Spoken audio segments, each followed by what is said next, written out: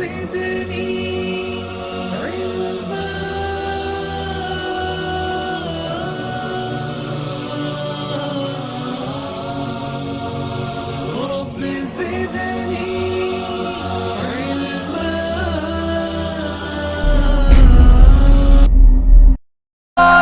معلوم ہی کب ہے میرا پیارا نبی کیا ہے، ستارے کو بتائے گا اندھیرا روشنی کیا ہے۔ انہیں معلوم ہی کب ہے میرا پیارا نبی کیا ہے، ستارے کو نحمدہ ونصلی علی رسولہ الکریم، اما بعد۔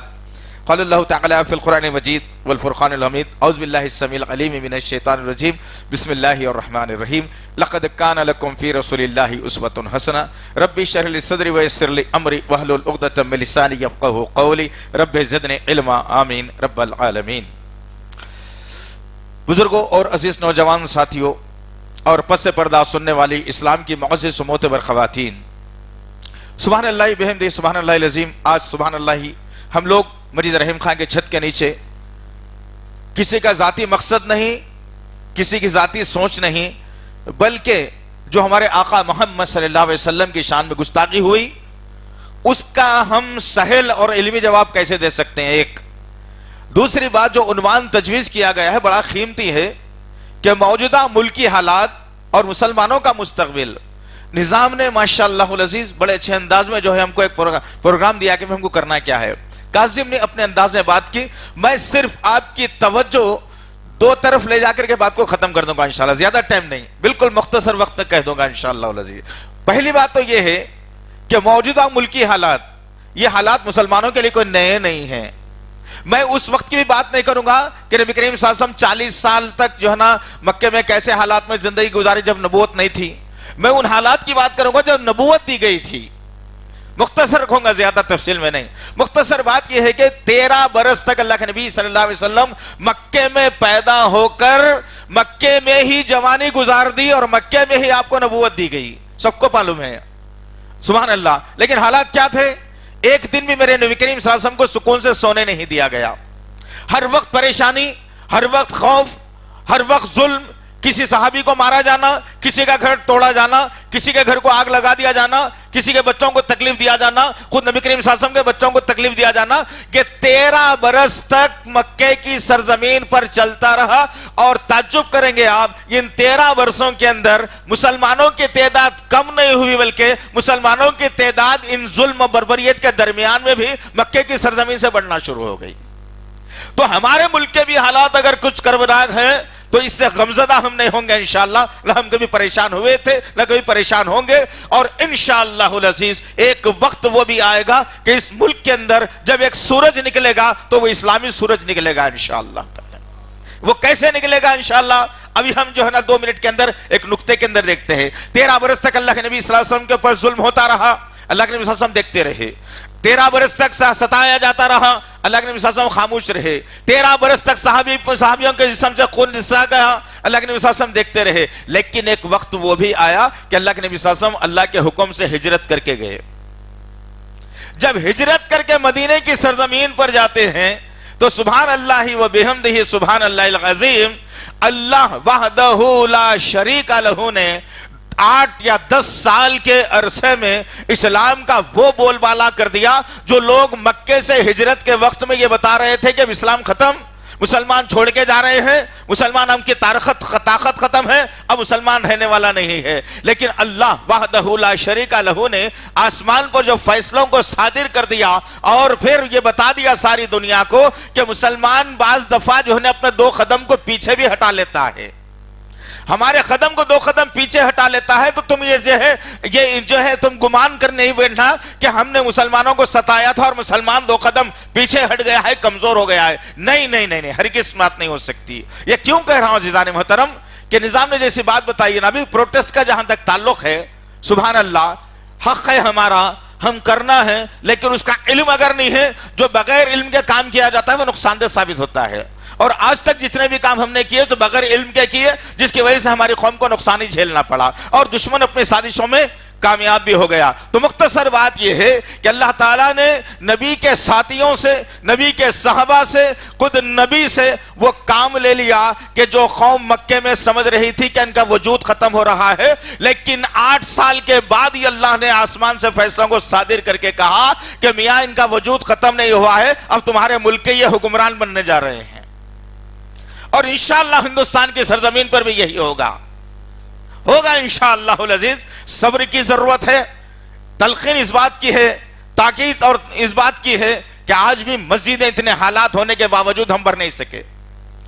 فجر میں ہماری مسجدیں 5-8 آدمی کے سے زیادہ نہیں بڑھ سک رہی ہے، ظہر اثر میں ہماری مسجدیں خالی رہ رہی ہیں، ہماری زبانیں اللہ کے ذکر سے جو ہے نا ناکام رہی ہیں، ہمارے گھر میں قرآن موجود ہے لیکن ہم کھول کے کبھی پڑھ نہیں رہے ہیں، نبی کی سیرت ہم معلوم نہیں کر رہے ہیں، ہمارے چھوٹے چھوٹے بچوں کے سامنے صحابہ کے واقعات کو نہیں پیش کر سک رہے ہیں، نبی کی سیرت کو ہم نے پیش نہیں کیا، کئی برسوں سے ہمارے محلے میں دھوبی ہے لیکن اس کو ہم اسلام نہیں سمجھا سکے۔ ان حالات کے اندر کرنا کیا ہے؟ موجودہ حالات کیا سکھا رہے ہیں؟ صحابہ نے کبھی بھی مشکل حالات کا جب مقابلہ کیا تو اپنے آپ کو جو ہے نا نکما، کمزور، نعوذ باللہ ثابت نہیں کیا، بلکہ ہر دور میں انہوں نے اپنے پرچم کو بلند رکھا اور اپنے طاقت، اپنے لوہے کو منوایا تھا۔ آج میری اور آپ کی بھی ذمہ داری ہے ان ملک کے حالات کے اندر، اب جب کہ اسلام مکمل ہو گیا، 4 خلیفہ ہمارے درمیان میں آ گئے، تو اللہ وحدہ لا شریک لہ نے اسلام کے پرچم کو دنیا کے ہر طبقے کے اندر واقف کروا دیا۔ اس طرف آؤ تو کامیابی ہے، اگر یہ چھوڑ دو تو تمہارے لیے نقصان ہے۔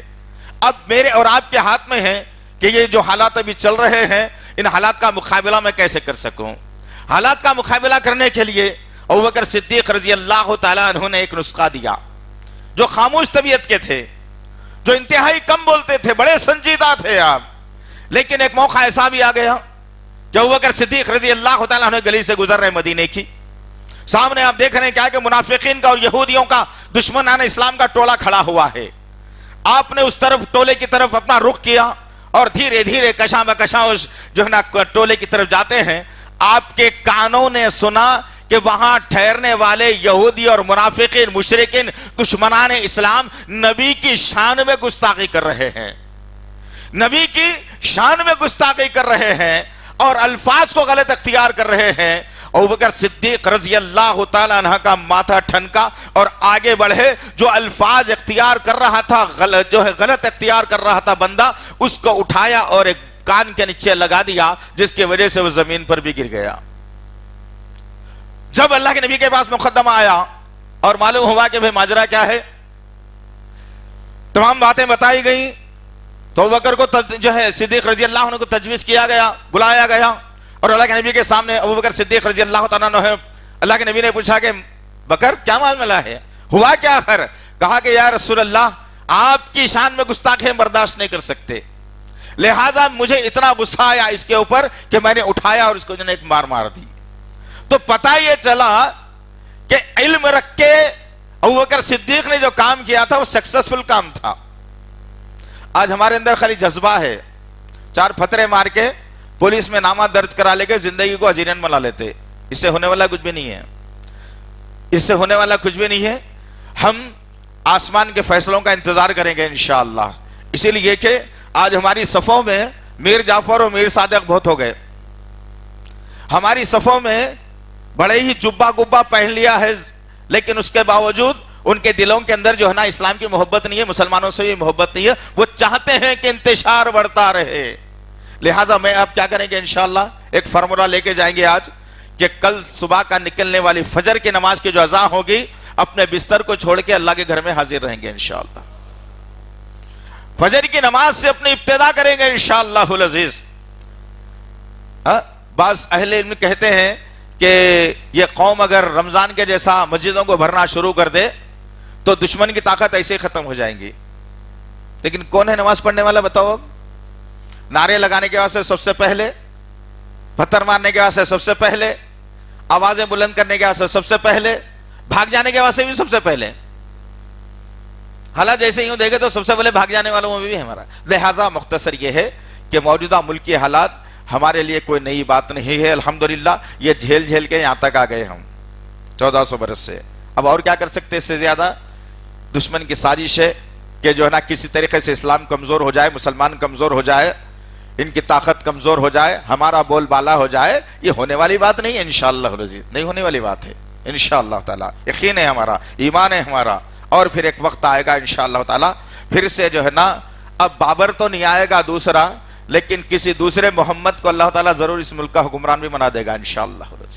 ہوگا عزیزان محترم، کوئی بات دوسری نہیں ہے انشاءاللہ تعالی۔ بس میں یہ باتوں کے اوپر اپنی بات کو ختم کر رہا ہوں۔ اللہ سے دعا ہے کہ اللہ وحدہ لا شریک لہ جو کچھ بھی کہا گیا ہے کہنے والے کو، سننے والوں کو صحیح طور پر عمل کرنے کی توفیق عنایت فرمائے۔ یا اللہ جتنے لوگ ماں بہنیں یہاں پر جمع ہیں میرے پاک پروردگار، ان سب کی جائز تمناؤں کو پوری فرمائے، اور اللہ وحدہ لا شریک لہ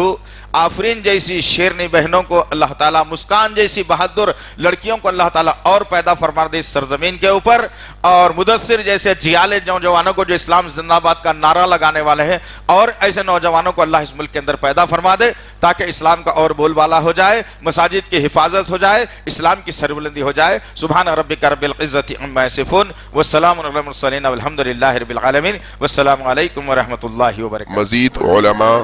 اور مقررین کے بیانات سننے کے لیے ہمارے YouTube چینل کو سبسکرائب کیجیے۔ جزاک اللہ۔